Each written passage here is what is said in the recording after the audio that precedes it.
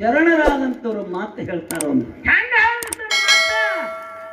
ಗಿರಿ ಸಿಂಗಾರ ಮೋಯಿರವನ ಸಿಂಗಾರಮ ಕೋಗಿಲ ದಳ ಸಿಂಗರಮ ಕುಂಜರ ಸಭಾ ಸಿಂಗರಮ ಪಂಡಿತ ಅಂತ ಹೇಳಿ ಏನು ಸಭಾ ಸಿಂಗರಮ ಪಂಡಿತ ಅಂತ ಹೇಳಿದ್ರಲ್ಲ. ವನದ ಒಳಗ ಕೋಗಿಲ ಒದರ ಚಂದ, ಪರ್ವತದಾಗ ನವಲು ಕುಡದ ಚಂದ, ರಾಜನ ದಂಡ ದರ್ಬಾರ ಹೊಂಟಾಗ ಆನೆ ಅಂಬಾರಿ ಇದ್ರ ಚಂದ. ಸಭಾದೊಳಗ ಬುದ್ಧಿವಂತರು, ಪಂಡಿತರು, ಜ್ಞಾನಿಗಳು, ಬಲ್ಲವರಿದ್ರು ಸಭಾ ಚಂದ. ಸಭಾ ಚಂದ ಅಂತ ಹೇಳ್ತಾರು. ಅಂತ ಸಭಾ ಎಲ್ಲಿ ಕೂಡ್ಯದಪ್ಪ ಅಂತಂದ್ರ ಎಲ್ಲಿ ಕೂಡಿದ್ರಿ ಸರ? ಇದೇ ಒಂದು ಬೆಳಗಾವಿ ಜಿಲ್ಲಾ ಚಿಕ್ಕೋಡಿ ತಾಲೂಕು ನಾಯಿಂಗ್ಲಜ್ ಗ್ರಾಮದಾಗ ಕೂಡ್ಯತೇಳಿ ಸಭಾದಾಗ ನ ಕೈ ಎತ್ತಿ ಹೇಳ. ಅಂತ ಒಂದು ಅನುಭವಿ ಕಲಾವಂತ ಊರು ಇದನ್ನ. ಇಡೀ ಕರ್ನಾಟಕದಾಗ ಎಷ್ಟು ಮೇಳದವಳು ನಾನಂತ ಶಾಣೆ ಮೇಳನ ಕರೆಸಿ ಸೇವಾ ಮಾಡಿಸುವಂತ, ಶಿವ ಕೇಳುವಂತ ಒಳ್ಳೆ ಊರು ಯಾವ್ದಪ್ಪ ಅಂತಂದ್ರ ಇದೇ ಊರು ಹೇಳಿ ಸಭಾದಾಗ ನಾ ಕೈತಿ. ಅಂತ ಗ್ರಾಮಕ್ಕೆ ನಾವು ಬಂದಿದ್ದೇವೆ. ಇದೊಂದು ಪೂರ್ವ ಜನ್ಮದ ಪುಣ್ಯದ ಫಲ ಅದ. ಆದ್ರೂ ಭಗವಂತನ ಶಿವ ಬಹಳ ಉತ್ತಮ ರೀತಿಯಿಂದ ಹೇಳ್ರಿ. ಹೆಸರು ಹೇಳ್ರಿ. ವಿಠಲ್ ಸಿದ್ದಪ್ಪ ಮಾನೆ. ನಮ್ಮ ವಿಠಲಣ್ಣ ಸಿದ್ದಪ್ಪ ಕಾಕ ಮಾನೆಯವರು ಸತ್ಯ ಸಂಘದಾಗ ಭಾಗಿಯಾಗಿ ನಮ್ಮದು ಭಗವಂತನ ಶಿವಕ ಆಶೀರ್ವಾದ ರೂಪ ಇರ್ಲಿ ತಿಳ್ಕೊಂಡ 101 ರೂಪಾಯಿ ಕಾಣಿಕೆಯನ್ನು ಕೊಟ್ಟಾರ. ಅವ್ರು ಮಾಡುವಂತ ಕೆಲಸದಾಗ ಮಾಧುಲಿಂಗ ಮಲಕಾರ್ಸಿದ್ದ, ಮೋಗಸಿದ್ದ, ಬಯಲು ಭೂತಾಳಿಸಿದ್ದ ನನ್ನಪ್ಪ ಗುರು ಬೀರದೇವರ ಸದಾ ಭಾಗಿಯಾಗಲಿ ತಿಳಿ ಪರಮಾತ್ಮನ ಆಶೀರ್ವಾದದಿಂದ ಈ ಹಣವನ್ನು ಸ್ವೀಕಾರ ಮಾಡ್ತಾ ಇದ್ದೆವು. ಎಲ್ಲ ಇವತ್ತಿನ ದಿವಸ ನಮ್ಮ ಜೊತೆಯಲ್ಲಿ ಶ್ರೇಷ್ಠ ಕಲಾವಂತರು ಈಗಾಗಲೇ ಬಂದು ಇವೆಲ್ಲ ಹಾಲು ಮತ್ತ ಜನಾದ ಇಲ್ಲಿ ಭಂಡಾರದ ಮೈಮಿ ಹಂಗೈತಿ ಮತ್ತ ಈ ಕಂಬಳಿ ಮೈಮಿ ಹಂಗೈತಿ ಅನ್ನಂತ ತಿಳ್ಕೊಳ್ಳೋ ಸಂಬಂಧ ದೈವದ ಅಪ್ಪಣೆಯನ್ನ ತಗೊಂಡ ಇಲ್ಲಿ 2 ವಿಷಯ ಇಟ್ಟಾರ. ಅವರು ಏನಿಟ್ಟಾರ ಸರ್ ವಿಷಯ? ಜಗತ್ತಿನೊಳಗ ಅಮೋಘ ಸಿದ್ಧ ಮಾಳಿಂಗರಾಯ ಭಂಡಾರ ಮತ್ತ ಕಂಬಳಿಯನ್ನ ಹೊತ್ತು ಇಡೀ ಜಗತ್ತವೇ ತಿರುಗಾಡಿ ಜಗತ್ ಕಲ್ಯಾಣ ಮಾಡಿದ್ರು, ಜಗ ಉದ್ಧಾರ ಮಾಡಿದ್ರು. ಬೀರದೇವರು ಭಂಡಾರ, ಅಮೋಘ ಸಿದ್ಧನ ಭಂಡಾರ, ಅಮೋಘ ಸಿದ್ಧನ ಕಂಬಳಿ, ಬೀರದೇವರು ಮಾಳಿಂಗಯ್ಯನ ಕಂಬಳಿ. ಆದ್ರೂ ಇದ್ರ ಒಳಗೆ 2 ವಿಷಯ ಇಟ್ಟಿರ್ತದ. ಕಂಬಳಿಯರ ಹಿಡಿದು ಮಾತಾಡ್ಲಿ ಒಂದ, ಇಲ್ಲ ಭಂಡಾರ ಹಿಡಿದು ಒಂದ, ಭಂಡಾರದ ಹಿಡಿದು ಮಾತಾಡ್ಲಿ ಅನ್ನಂತ ಮಾತುಗಳನ್ನು ಹೇಳ್ಯಾರ. ಹೌದಲ್ರಿ? ಹೌದೌದು ಹೇಳ್ಯಾರ. ಈ ವಿಷಯದ ಒಳಗೆ ನಾವೊಂದು ವಿಷಯ ಹಿಡಿದು ನಡೆಸಬೇಕಾಗ್ಯದ. ಮೊದಲೇ ನಂದೊಂದು ಸೂಚನಾ ಸರ್ಜೋಡಿ ಕಲಾವಂತರಿಗೆ. ಏನ್ ಹೇಳ್ತೀರ ಸರ್ ಸೂಚನಾ? ವಿಷಯ ಒಳ್ಳೆ ಚಲೋ ಇಟ್ಟಿರಿ, ಆಶೆ ತಗದಿರಿ. ಇಲ್ಲಿ ಎಲ್ಲಾ ಹಾಲು ಮತ್ತ ಜನ ಅದ. ಆ ಭಂಡಾರ ಮ್ಯಾಲ ಕಂಬಳಿ ಮೇಲೆ ಇಡೀ ಜಗತ್ತವನ್ನ ನಿತ್ತಾದ. ನಮ್ಮ ಹಾಲು ಮತ್ತ ಸಮಾಜ ಅದ್ರ ಮೇಲೆ ನಡೆದಾದ. ಆದ್ರೂ ವಿಷಯಗಳ ಹೆಂಗ ಮಾತಾಡ್ಬೇಕಪ್ಪ ಅಂತಂದ್ರ ಹಣ್ಣು ಬಾಳಿಕಾಯಿ ಸುಲ್ದಂಗ ಆಗಿರ್ಬೇಕು. ಪೂರ್ತಿ ಸ್ವಚ್ಛ ವ್ಯವಹಾರ, ಸ್ವಚ್ಛ ಕಿನಾರವಾಗಿ ಅದನ್ನ ಏನೈತಿ ಅನ್ನಂತ ದೈವಕ್ಕೆ ತಿಳಿಸ್ಕೊಡ್ಬೇಕು. ಆದ್ರೆ ಕಡಿಮೆ ಅನ್ನೋದಿಲ್ಲ ಇದ್ರೊಳಗೆ. ಹೌದೌದು. ಅದು ಏನು ಪವಾಡ ಮಾಡಿತು ಅದರಲ್ಲಿ ಏನು ಶಕ್ತಿ ಅದು ದೈವಕ್ಕೆ ತಿಳಿಸ್ಕೊಡುದದ. ಎಲ್ಲಿ ಇವತ್ತ ನನ್ನ ಪಾಲಿಗೆ ಏನಪ್ಪಾ ಅಂತಂದ್ರ ನನ್ನ ಪಾಲಿಗೆ ಕಂಬಳಿನೇ ನನ್ನ ಪಾಲಿಗಿರ್ಲಿ. ಭಂಡಾರ ನಮ್ಮ ಸರ್ಜೋಡಿ ಕಲಾವಂತ ನಮ್ಮ ಅಫ್ಜಲ್ಪುರ ಗ್ರಾಮದ ಒಳ್ಳೆ ಕಲಾವಂತರೇ ಬಿಡೋನು. ಆಯ್ತಾಯ್ತು. ಮೂಲತವಾಗಿ ಇಲ್ಲೊಂದು ಮಾತು ಹೇಳೋದು. ಏನ್ ಹೇಳಕತ್ತೀರಿ ಮಾತ? ಈ ಕಂಬಳಿಯರೇ ಮೊದಲು ಎಲ್ಲಿ ಹುಡ್ತು, ಎಲ್ಲಿಂದ ಬಂತು? ಕುರಿಯರೇ ಮೊದಲು ಎಲ್ಲಿದ್ದು ದೈವಕ್ಕೆ ತಿಳಿಸ್ಕೊಡುದು. ಕಂಬಳಿ ಹೆಂಗ ಹುಡ್ತು, ಕಂಬಳಿ ಯಾರು ತಯಾರು ಮಾಡಿದ್ರು, ಯಾರು ತಯಾರು, ಕಂಬಳಿಯಿಂದ ಯಾರು ಉದ್ಧಾರ ಆದ್ರು? ಉದ್ಧಾರ.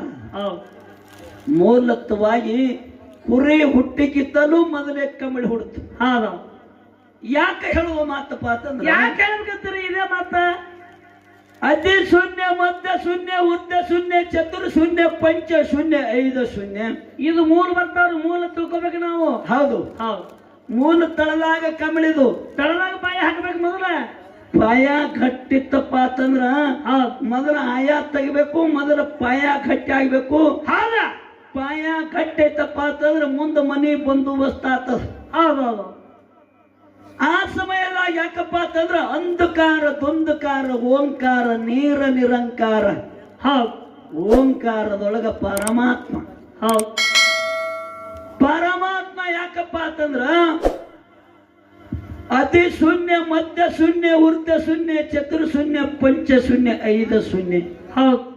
ಅನಂತ ಯೋಗ, ಇಸ್ತಾನ್ ಯೋಗ, ಅದ್ಭುತ ಯೋಗ, ತಾಮಸ್ ಯೋಗ, ತಾರಜ್ ಯೋಗದಾಗ ಸೃಷ್ಟಿಯನ್ನ ನಿರ್ಮಾಣ ಮಾಡಿದರು. ಹೌದು ಹೌದು.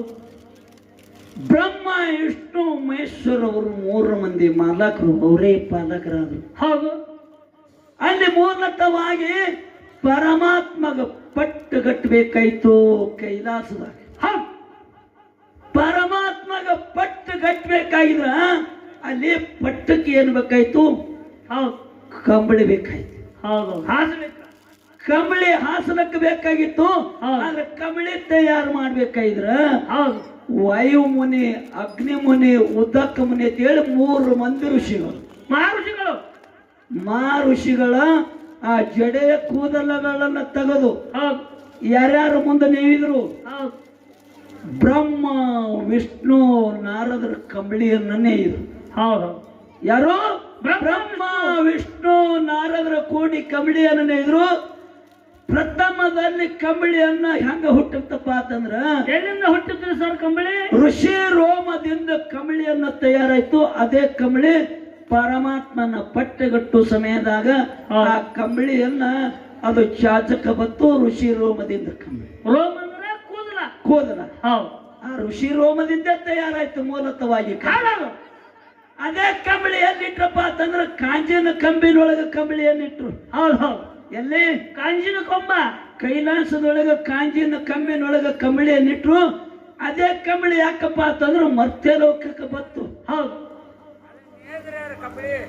ಅದೇ ಬ್ರಹ್ಮ, ವಿಷ್ಣು. ನಾ ಹೇಳ್ತಾ ಕೇಳಿ ಎಲ್ಲ ನಿಮಗೆ ತಿಳಿಸಿ. ಯಾಕಂದ್ರೆ ಅದು ಒಡಪಕ್ಷ ಮಾಡಿ ಹೇಳೋದಿಲ್ಲ. ಕೇಳ್ರಿ, ನೀವು ಶಾಂತಿ ಕಾಪಾಡ್ರಿ. ದೈವಕ್ಕೆ ತಿಳಿಬೇಕು. ನಾವು ಹೇಳೋ ಮಾತು ಎಲ್ಲಾರಿಗೆ ಅರ್ಥ ಆಗ್ಬೇಕ. ಸುಮ್ ಏನಾರ ಗೊಳ್ಳ ಸುಳ್ಳ ಹೇಳಿ ಹೋಗುವಂತ ಯಾವಾರಿಲ್ಲ. ಕಂಬಳಿ ಮಾತು ಕಟ್ಟಿರ್ಬೇಕು. ಯಾರ್ಯಾರಪ್ಪ ಅಂತಂದ್ರ ಬ್ರಹ್ಮ, ವಿಷ್ಣು, ನಾರದರು ಕಂಬಳಿಯನ್ನು ನೇಯ್ದರು ಮೊದಲ. ಹೌದಲ್ಲ? ಅದೇ ನಾ ಹೇಳಿದ್ದೆ ಈಗ.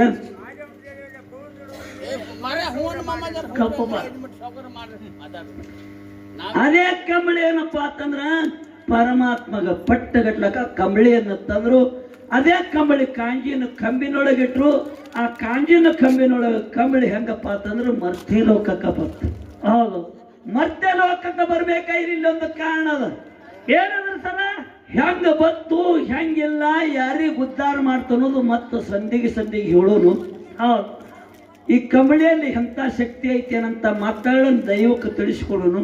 ಹೌದು. ನೀವು ಎಷ್ಟು ಸಮಾಧಾನ ತೋತಿರ್ ನೋಡಿ. ಇದ್ರೊಳಗಿಂದ ಏನಪ್ಪಾ ಅಂತಂದ್ರ ನಿಮಗ ಒಳ್ಳೆಯದನ್ನ ಸಿಗ್ತದ. ಹೌದು.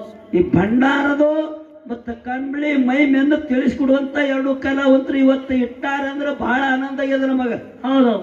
ಕಂಬಳಿ ಭಂಡಾರದ ಶಕ್ತಿ ನೋಡುವುದಲ್ಲ ಏನೈತಿ. ಇದರಿಂದ ಯಾರಿಗೆ ಮಕ್ಕಳಿಂದವ್ರಿಗೆ ಮಕ್ಕಳ ಕೊಟ್ಟಾದ ಭಂಡಾರ. ಹೌದು. ಭಂಡಾರ ಮೈಮಂದ್ರೆ ಏನು? ಹೌದು. ಕಂಬಳಿ ಮೈಮಂದ್ರೆ ಏನಪ್ಪ ಅಂತಂದ್ರ ಕಂಬಳಿಯಲ್ಲಿ ಎಂತ ಶಕ್ತಿ ಅದ. ಬರೇ ನನ್ನ ಕುರುಬರ ಜನ ಬರೇ ಕಂಬಳಿ ಬೀಸಿದ್ರ ಮಳೆ ಆಗುವಂತ ಶಕ್ತಿ ಕಂಬಳಿ ಒಳಗೈತಿ. ಹೌದು. ಅಂತ ಒಂದು ಕಂಬಳಿ ಶಕ್ತಿಯನ್ನು ನಾವು ಹೇಳೋನು. ಭಂಡಾರ ಶಕ್ತಿಯನ್ನು ನಮ್ಮ ಸರ್ಜೋಡಿ ಕಲಾವಂತರು ಹೇಳ್ತಾರ. ಬಹಳ ಉತ್ತಮ ರೀತಿಯಿಂದ ಶಾಂತತೆಯನ್ನು ಕಾಪಾಡ್ರಿ. ಇನ್ನು ಹೆಂಗ ಯೋಗಿನಾದ ಮೋಗ ಸಿದ್ಧ ಈ ಧರಿಗಳದ ಬಂದು ಭಕ್ತರ ಕಲ್ಯಾಣಕ್ಕಾಗಿ, ಭಕ್ತರ ಉದ್ಧಾರಕ್ಕಾಗಿ ಅಮೋಘ ಸಿದ್ಧ ಹೆಂಗ ಕೀರ್ತಿಯನ್ನು ಬೆಳೆಸ. ಈ ಮನುಷ್ಯ ಜನ್ಮಕ್ಕ ಹುಟ್ಟಿ ಬಂದ ಮ್ಯಾಲ ಗುರುನಾಥನ ಸೇವೆಯನ್ನು ಮಾಡಿ ಗುರುವಿನಲ್ಲಿ ದುಡಿ ನಮ್ಮ ಜನ್ಮವನ್ನು ಹೆಂಗ ಸಫಲತೆ ಮಾಡ್ಕೋಬೇಕು, ಯಾವ ರೀತಿಯಾಗಿ ದುಡಿಬೇಕು. ಅಮೋಘ ಸಿದ್ಧನ ಇತಿಹಾಸ ಒಂದು 5 ನುಡಿ ಚಾಲ ಹಾಡಿ ನಮ್ಮ ಸರ್ಜೋಡಿ ಕಲಾವಂತರಿ ಪಳ್ಯ ಕೊಡ್ತೇವೆ. ನೀವು ಶಾಂತತೆಯನ್ನು ಕಾಪಾಡುತ್ತೇವೆ. ಶರಣು ಶರಣಾರ್ಥಿಯನ್ನು ಹೇಳಿ ಚಾಲನ್ನ ಹಾಡಿ ಮುಂದೆ ನಮ್ಮ ಸರ್ಜೋಡಿ ಕಲಾವಂತರಿ ಪಳ್ಯ ಕೊಡು. ಆಯ್ತು.